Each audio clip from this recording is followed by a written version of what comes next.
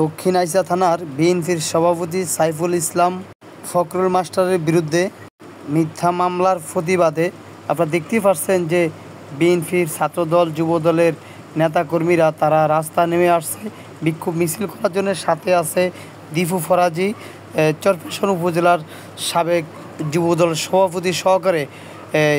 শত শত নেতাকর্মীরা তারা বিক্ষোভ মিছিলে নেমে পড়ছে এবং তারা প্রতিবাদ স্বরূপ জানাইতেছে তার বিরুদ্ধে কেন মিথ্যা মামলা দেওয়া হলো এবং তাকে